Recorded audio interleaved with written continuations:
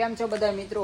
આપણે YouTube channel અંદર તમારા બધાનું હાર્દિક સ્વાગત છે. તમે મિત્રો થાવ હમણાં ઘણા સમયથી આપણે પંછી કંઈ દેખાડી નથી તમને, તો આજે આપણે પંછી છોડી છે. થોડોક એવો રાઉન્ડ મારે, પગ મોકળા થાય. અને મિત્રો આપણે પંછી હવે ટૂંક સમયમાં ઠાણ દે. હજી તો 15-20 દિવસની વાર છે, એટલે આમ મહિનો જ ગણી નાખવાનો આપણે તો મિત્રો તમે જોઈ રહ્યા છો આપણે પંછી કાંક આવી તૈયાર થઈ છે. અને મિત્રો તમને કેમ લાગે છે કેટલોક સમય કાઢશે હવે ઠાણ દેવામાં? 10 મણ તો આપણે કમ્પ્લીટ થઈ ગયા છે. હવે એના આગલા દિવસો પછી કેટલા કાઢે? તો આવી કાંક આપણી પંછી છે. તમે જોઈ રહ્યા છો હમણાં કે આપણે છોડતા નથી, ઠાણિયામાં હોય. અને આ છોડી છે, આપણે મોકળી કરી છે. અને હમણાં હાવ શાંત પડી ગઈ છે. અને એને જે આપણે પગે હોજા સડવાના હોય એ પણ તમને દેખાતું હશે. અહીંયા હોજા સડવા મીણ્યા છે આ બધી અત્યારે. અને મીંડું પણ વાળી ગઈ છે. એટલે હવે કાંઈ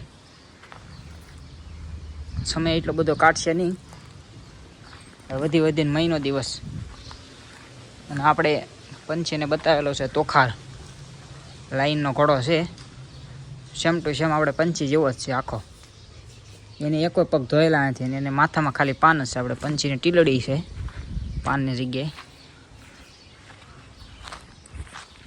જોઈ રહ્યા છો આપણી પંછી મિત્રો, કેટલોક સમય લાગશે હવે ઠાણ દેવામાં. આપણે તો હવે રાહ ઉપર થઈ, હવે ક્યારે ઠાણ આપે પંછી. હા બેટા,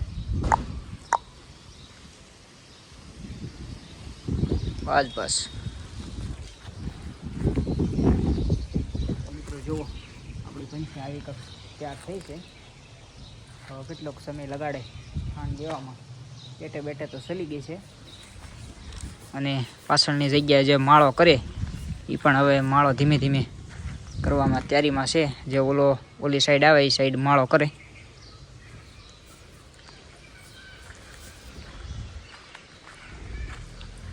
અને મિત્રો આને પાછું સાદું છોકડું આપણે કંઈ ચડાવતા નથી, જીભી સિવાય બહાર નથી કઢાતી. આમ આપણને લાગે આ બહુ હોજી છે, પણ આ હોજી નથી, બહુ ગોલી છે, કંટી છે. જેમ તમારે એમ હલવાપણું નહીં, પણ આમ સીડે વધારે પાણ છે. અને આપણે દોરીને જાવી ત્યારે બહુ આમ ઘર દેમણું તો બહુ બળ કરે. અટક સટક તો નથી, પણ આમ કરે બળ એવું.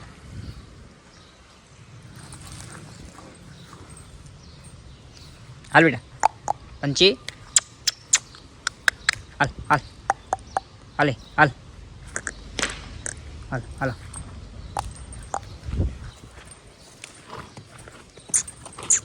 વયું નથી જવું.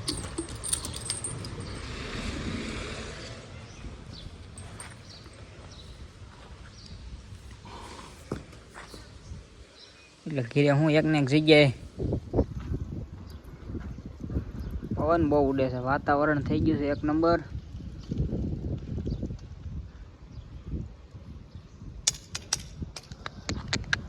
શાંત પડી ગઈ, શાંત.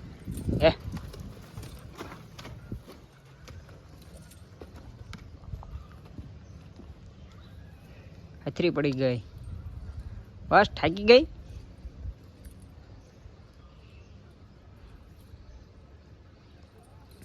જો મિત્રો પંછી બેન થાકી ગયા. હવે કે ધોળાઓમાં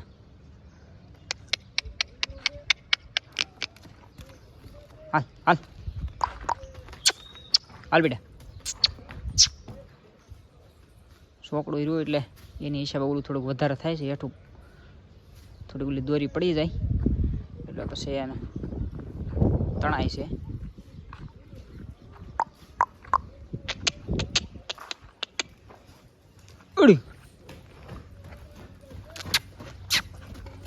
બસ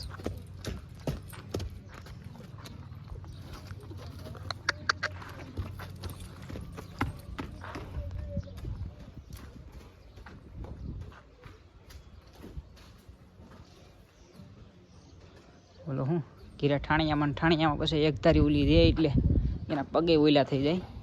એટલે આને 10-12 દીએ બહાર કાઢવી તો જરૂરી છે.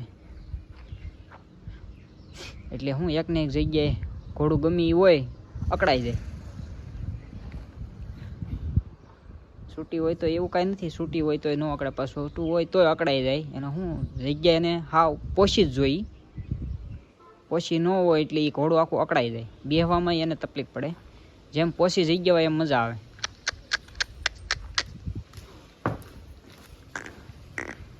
હાલ હાલ, આમ તો બહુ દોડતી હતી, હવે દોડ ને ખબર પડે.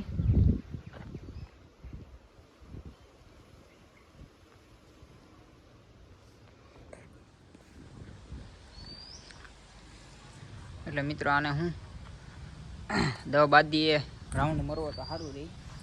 હું એકને એક જગ્યાએ હોય એટલે એને બચ્ચાને પણ તકલીફ પડે. એટલે એની હિસાબે આપણે 10-12 દીએ એક વખત છોડવી જોઈએ આવા રાઉન્ડમાં. એટલે એને મજા આવે, આમ રિલેક્સ થઈ જાય આખું. અને હું જગ્યા એને પોછી હોય એટલે બેહવામાં પણ થોડુંક હેરાનગતિ થાય. એને હું ઓલા જે આપણે ઓલા પગની હેઠે આવે ને ત્યાં ઓલા ગાંઠું જેવું થઈ જાય. એ ગાંઠું જેવું આપણે થાય રહોળી હોય નહીં તો એના કઠણ જગ્યામાં બેહે એની હિસાબે એ ગાંઠું થઈ જાય એવી.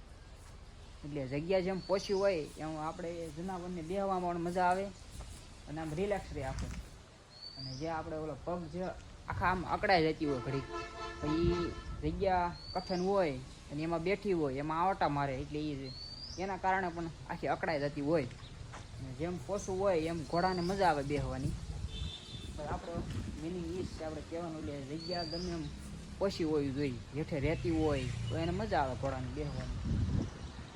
અને બચ્ચાને પણ કમ્ફર્ટેબલ રહે એટલે બંનેને સારું પડે. જેમ જગ્યા પોસી હોય એમ બંનેની કમ્ફર્ટેબલ પડે. અને આપણે જગ્યા છે પણ આમ સેજ પોસી છે એટલે વાંધો નથી. અને આપણે પાછું ઘીરે આમ ખોદી નાખવી એટલે પોસી થઈ જાય એટલે વાંધો નથી આવતો. નકર એને જે પગની ઉપર જે આપણે કહેવાય ને રહોળી જેવું નીકળતું હોય, તો એ રહોળી ન હોય પણ એ જગ્યા કઠણ હોય એની હિસાબે એ પણ નીકળે છે. એટલે એવું પણ બની શકે. આપણે એમ નથી કહેતા રહોળી જ હોય, આની જગ્યા કઠણ હોય એના પણ કારણે અહીંયા એવું ગઠોડું એવું ગાંઠ થાય. એટલે તમે જોજો પોછી જગ્યામાં બાંધશો એટલે એ તરત ઓલું થઈ જાય, બેસી જાય. એટલે આમાં એવું બધું આપણને ખબર નોલેજ હોય ત્યાં સુધી આપણે કેવી, પછી એની તો આપણે વિષય બહાર હોય પાછું ખબર ન હોય એને. અને અત્યારે હા ઊભી રહી ગઈ છે, શાંત પડી ગઈ છે. ઘડીક કૂદકા માર્યા અને હવે પછી શાંત પડી ગઈ છે હાવ. અને પેટે તો આખી આમ ઝૂલી જ ગઈ છે. તો મિત્રો હવે કેટલો સમય કાઢશે પછી આપણે ઠાણ દેવામાં, તો જરાક કોમેન્ટ કરીને કહેજો જેને ખબર હોય. અમારે તો આ 10.5 મહિના થાય કમ્પ્લીટ એટલે ઠાણ ઓલરેડી દઈ જ દે છે. પણ હવે કાંઈ ખબર નહીં દિવસો કેટલા કાઢતી હોય. અમુક ઘોડું 12 મહિને દે, કોઈક 10.5 દે, કોઈક 11.5 મહિને દે. આમાં તો જે ઘોડી ઉપર ડિફેન્ડ હોય, આમાં તો કાંઈ આપણને એટલું બધો અનુભવ નથી. આ તો હોય ક્યાં સુધી આપણે કેવી. તો મિત્રો તમે જરાક કોમેન્ટ કરીને કહેજો હવે આપણે ઘોડી કેટલોક સમય કાઢશે પંછી.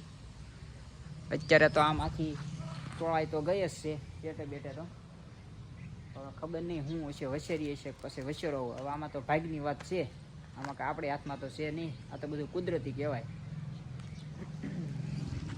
હવે જે ભગવાન જે આપે વસેરો આપે તો ભલે, વસેરી આપે તો ભલે. આપણે તો બંને એક હરખું જ રાખીએ છીએ. આપણે કાંઈ 1 મહિને 2 મહિને પછી જાંગવા દઈએ પછી તરત આપણે વેચી નાખ્યું એવું કાંઈ નહીં. આપણે 3-4 મહિના તો સખત જાંગવા જ દેવી છે.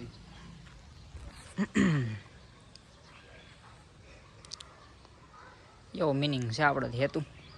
અને અત્યારે આ ઓલકોર પાછા કૂતરાની એવું ભણે છે એની હિસાબે ઓલી સાઈડ કાન બાન માંડે છે. જો તમે અત્યારે આખી આમ એક ધારું ધ્યાન એનું ન્યાસ છે. એના એમ થાય ન્યા હું હશે પંચી એ બેટા અહીંયા સામું જો હાલ હાલ બસ જોઈ તો ખરા. મિત્રો આપણી આબરૂ તો રાખી લીધી એટલે તને આમ છોકડું કરી દે એટલે ઉપાધિમાં. એટલે આપણે આને હું નાનપણથી ઉજેરીને મોટી કરીએ છીએ એટલે આપણે ઘણું ખરું આ માને છે અને હજુ સુધીમાં આપણે આને હોટી નથી મારી અને કોઈ હોટી મારે તો આપણે મારવાય નથી દેતા. એટલે આને તો હોટી લાલ કેળું હોય કાળા ગુડા હોય એટલે લગભગ એને હોટી તો મારવી જ ન પડે. એ ઈશારે જ હાલવા મળે ઓટોમેટિક. અને એ હોટી ખાય તો એ પછી ઊભું રહે નહીં ક્યાંય. આને એક વખત હોટી મારી હતી, ટ્રેન કરવા આવ્યો હતો, પછી ચોકડાએ તોડાઈ નાખ્યા. એ ભાઈને ઢળ્યો તોય ઊભી નથી રહી. પછી મિત્રો અત્યારે આપણે પંછી આમ કટમાં ઊભી રહી ગઈ છે અને શાંત પડી ગઈ છે. અને એને સોકડામાં થોડુંક પગ દેવાઈ ગયો તો એની હિસાબે થોડુંક હોઠ પાસે થોડુંક લોહી નીકળી ગયા છે. એની હિસાબે માછું અત્યારે ગણગણા છે એ સાઈડ ને ઊભી રહી ગઈ છે શાંત હાવ. અને હમણાં તો હાવ પછી શાંત બહુ પડી ગઈ છે, હાવ શાંત પડી ગઈ છે. અને મિત્રો હવે તમને કેમ લાગે, કેટલો સમય કાઢશે તો ફટાફટ કોમેન્ટ કરીને જણાવો. અને આપણે સવારમાં 7 વાગે આપણે બ્લોગ દરરોજ અપલોડ કરવી છે અને આપણો ટાઈમ છે 7 વાગ્યાનો સવારે. વહેલા આપણે 7 વાગે આપણે બ્લોગ અપલોડ કરી દેવી છે. તો આપણો બ્લોગ જોવાનું તમે બધા ભૂલતા નહીં. અને આપણે ઇન્સ્ટાગ્રામમાં પેજ પણ છે પંછી વોશ લવર્સ, તો એ પેજ આપણું ફોલો અને આપણે રીલ અને એમાં આપણે હવે ટાઈમિંગ કરવાનો છે.